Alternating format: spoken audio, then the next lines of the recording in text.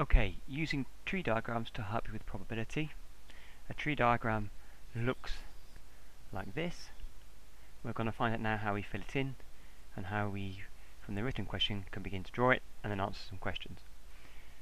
Each morning, Bob and Bill catch the same bus. The probability that Bob catches the bus is 0.9 and for Bill it's 0.7. The probabilities are independent of each other. Independent means they're not dependent on each other, i.e. whatever Bill does doesn't affect what Bob does, and whatever Bob does doesn't affect what Bill does. Copy and complete the tree diagram.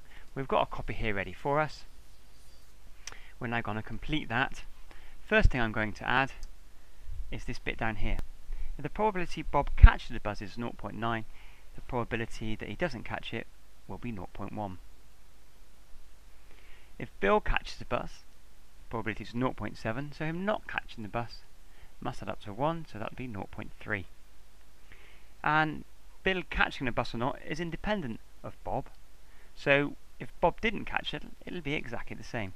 So Bill will be 0.7 for catching it and 0.3 for not catching it. The next bit of work we need to do is write down what the outcome of each of these different routes through the tree diagram is. So this is a catch-catch situation, which I'm going to call CC.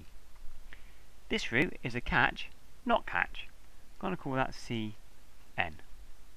This is a not catch, NC. And this is a not catch, not, NN. To calculate the actual probability of a catch-catch, we need to multiply the two probabilities that are on the branches here together. So in this case, it's 0.9 times by 0.7, which is 0.63. You may want to use a calculator to do that, and very often these questions are in the calculator paper. I just did 9 times 7 is 63, 10 times smaller again, total of 100 times smaller. So 63, move the two places back. Some of you might say 9 times 7 is 63, 2 places behind the decimal point, 1, 2. This route, 0.9, 0.3. 3 9s are 27, 0.27. This route, 0.1, 0.7. 0.1 times 0.7. Careful here, it's 0.07. 0.1 times 0.3. Again 0.03, 0.03. Now a really good thing to do in the exam is to check you're correct. This covers all the possible options, so it should add up to 1, or 100% if we're doing 100%. 63, 27, 7 and 3 would be the percentages. Well, I can see that that 3 goes with the 27 there to give me 30%, 63 and 7 makes 70%, so altogether I've definitely got 100 or 1.00. So I know I'm quite likely to be right. Now to answer the questions. First of all, calculate the probability that on a given day that they both catch the bus. So I need a catch-catch, and that is 0.63. So I can write over here 0.63. Next question. Calculate the probability that Bob catches the bus but not Bill. So Bob is catching it, but then not Bill is this route here, 0.27.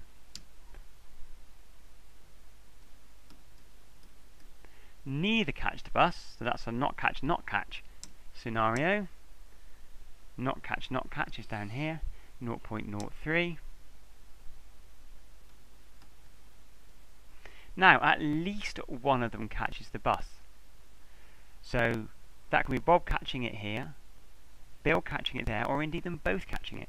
So I can have all of these three, which I can add up. A quick way to do it is just do 1, take away the one I couldn't have, which is 0.03.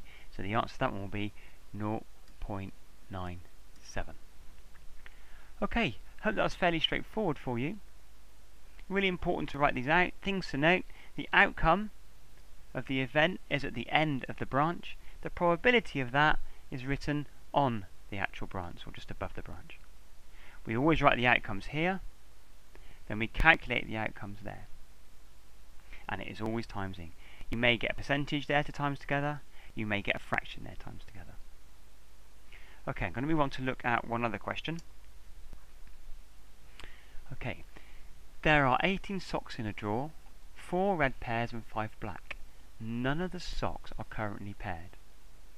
So we've got 18 socks in total, 4 are red, 5 are black. So I'm just going to write over down here, I've got 8 red socks, and I've got 10 black socks. That might help me in a minute. Draw a tree diagram and calculate the probability of getting a red pair, a black pair, just a pair. And we'll assume there we're talking, of course, about a matching pair. So we want a red and a red and a black and a black, not a red and a black. So the first bit, draw a tree diagram and calculate the probability of getting. Well, my first pick from the draw, I can either get a red sock or a black sock. And that's my first pick. Well, the red socks, there are 8 of them out of a total of 18, so it's 8 over 18. For the black ones, it will be 10 over 18, and 10 out of 8 is 18, so I know I'm right. For the second pick, slightly different here, we can still get a red, and we can still get a black, if we got a red the first time. If we got a black the first time, we can still get a red, and we can still get a black. We've now got to assign the probabilities to each of these branches.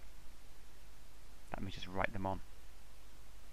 Now the red, we're assuming here we're not putting it back in. So we've taken a red one out, so we've only got 7 left. But that's out of 17 because of the one we've taken out. We did have 18, we've taken one out which was red, so the reds have gone down by 1, but the total number has also gone down by 1 as well. We've still got 10 blacks left out of the 17 that are in there. Down here, we took out black, so to get a red, there's still the 8 that were originally in there, but again it's out of 17. And this one here, black, we're now down 1. Again out of 17. I'm now going to write my outcomes.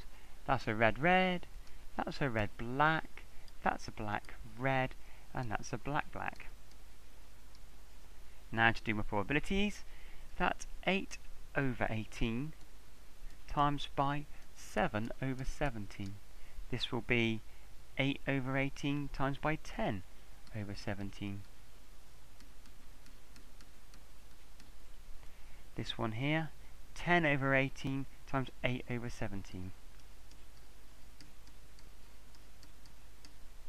And the last one, 10 over 18 times 9 over 17.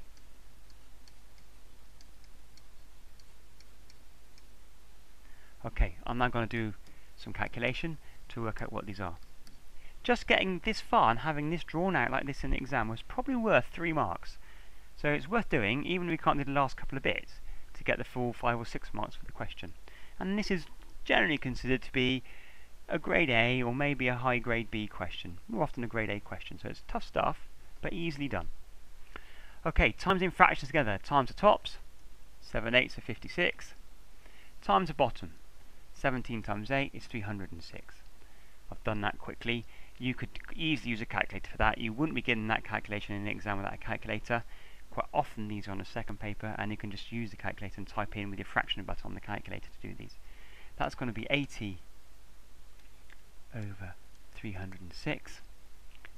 That's also 80 over 306.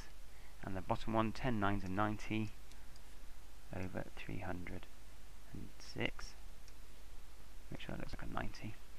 Okay, if I add those up, 90, 80, 170, 250, 250 plus 56, 206. I know all of that adds up to 100, sorry, to 1, because it was 306 over 306. So I know I've got it correct. Now I've just got to answer the question bit. Let's go for the first one.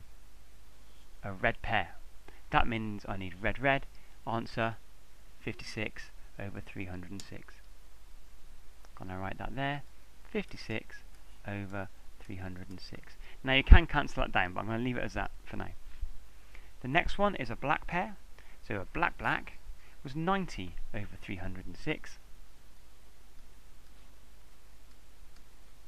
And finally, just a pair. And I've added in matching there, just a matching pair. So I could have the red red option, or I should have highlighted it just now, shouldn't I? The black option down there. So that's 90 out of 306 and 56 out of 306. So adding those together gives me 146 out of 306. 146 out of 306. Now I ought to be cancelling these fractions down, but I want to leave them as 306 just so you can see in the question there where they've come from this chart here. How you write your probabilities, I could have simplified this one here earlier on. I could have simplified these. Generally speaking, with tree diagrams, when you're using fractions, it's best to leave it as to what it's actually out of in the question. Don't simplify at any point. It means all the adding up here becomes much easier. It would have been tempting to say that's 4 over 9, but then you would have got some more difficult calculations to do here. So always leave it like this. Only when you write your final answer do you begin to simplify. But as I said, I'm not doing that, so you're able to trace back where these different questions came from. Hope that's been useful to you. I suggest you have a go at quite a few questions now.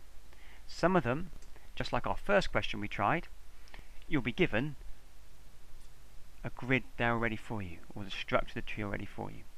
Quite often now they're in exams, they're moving on to the second question we looked at, which is where you're not given the grid in the first place and you have to design it yourself. So start with somewhere you've got the grid, and then later on move on to these. And remember, this is high grade B, low grade A, or in some cases fairly high grade A work to be doing. Good luck.